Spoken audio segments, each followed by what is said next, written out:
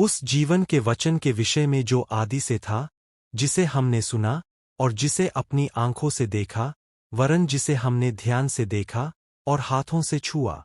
यह जीवन प्रगट हुआ और हमने उसे देखा और उसकी गवाही देते हैं और तुम्हें उस अनंत जीवन का समाचार देते हैं जो पिता के साथ था और हम पर प्रगट हुआ। जो कुछ हमने देखा और सुना है उसका समाचार तुम्हें भी देते हैं, इसलिए कि तुम भी हमारे साथ सहभागी हो और हमारी यह सहभागिता पिता के साथ और उसके पुत्र यीशु मसीह के साथ है। और ये बातें हम इसलिए लिखते हैं कि हमारा आनंद पूरा हो जाए। जो समाचार हमने उससे सुना और तुम्हें सुनाते हैं वह यह है कि परमेश्वर ज्योति है और उसमें कुछ भी अंधकार नहीं। यदि हम कहें कि उसके साथ हमारी सहभागिता है और फिर अंधकार में चलें तो हम झूठे हैं और सत्य पर नहीं चलते। पर यदि जैसा वह ज्योति में है वैसे ही हम भी ज्योति में चलें तो एक दूसरे से सहभागिता रखते हैं और उसके पुत्र यीशु का लोहू हमें सब पापों से शुद्ध करता है। यदि हम कहें कि हम में कुछ भी पाप नहीं तो अपने आप को धोखा देते हैं और हम में सत्य नहीं। यदि हम अपने पापों को मान लें तो वह हमारे पापों को क्षमा करने और हमें सब अधर्म से शुद्ध करने में विश्वासयोग्य और धर्मी है।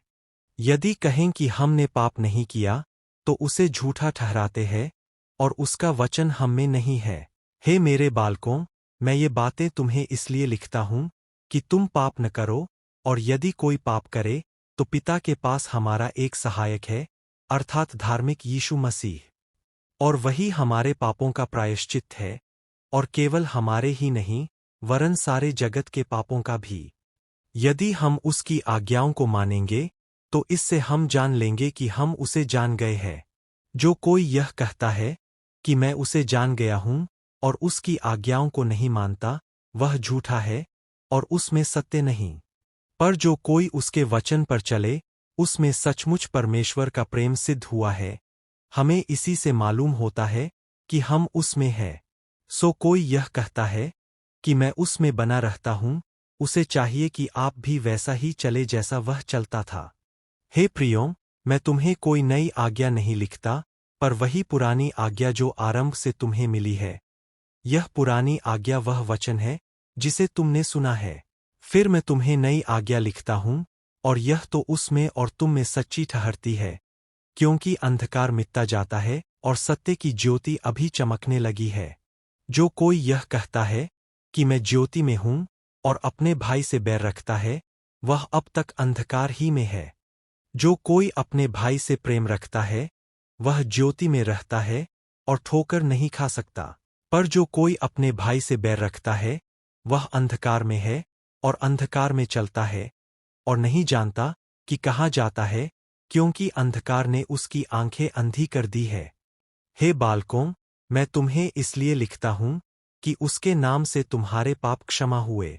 हे पितरों, मैं तुम्हें इसलिए लिखता हूँ कि जो आदि से है तुम उसे जानते हो। हे जवानों, मैं तुम्हें इसलिए लिखता हूँ कि तुमने उस दुष्ट पर जय पाई है। हे लड़कों, मैंने तुम्हें इसलिए लिखा है कि तुम पिता को जान गए हो। हे पितरों, मैंने तुम्हें इसलिए लिखा है कि जो आदि से है तुम उसे जान गए हो। हे जवानों, मैंने तुम्हें इसलिए लिखा है कि तुम बलवंत हो और परमेश्वर का वचन तुम में बना रहता है और तुमने उस दुष्ट पर जय पाई है। तुम न तो संसार से और न संसार में की वस्तुओं से प्रेम रखो। यदि कोई संसार से प्रेम रखता है तो उसमें पिता का प्रेम नहीं है।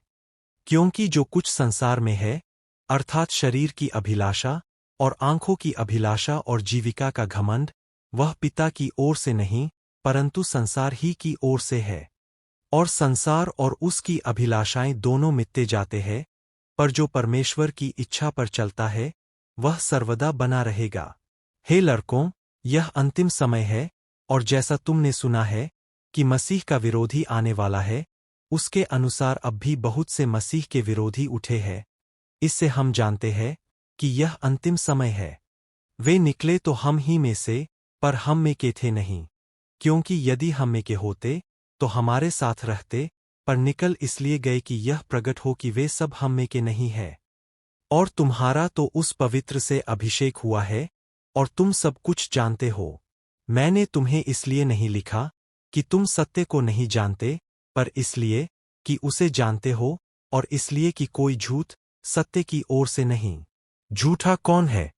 केवल वह जो यीशु के मसीह होने का इनकार करता है, और मसीह का विरोधी वही है जो पिता का और पुत्र का इनकार करता है। जो कोई पुत्र का इनकार करता है, उसके पास पिता भी नहीं। जो पुत्र को मान लेता है, उसके पास पिता भी है। जो कुछ तुमने आरंभ से सुना है वही तुम में बना रहे। जो तुमने आरंभ से सुना है, यदि वह तुम में बना रहे, तो तुम भी पुत्र में और पिता में बने रहोगे। और जिसकी उसने हमसे प्रतिज्ञा की वह अनंत जीवन है। मैंने ये बातें तुम्हें उनके विषय में लिखी है जो तुम्हें भरमाते हैं। और तुम्हारा वह अभिषेक जो उसकी ओर से किया गया तुम में बना रहता है।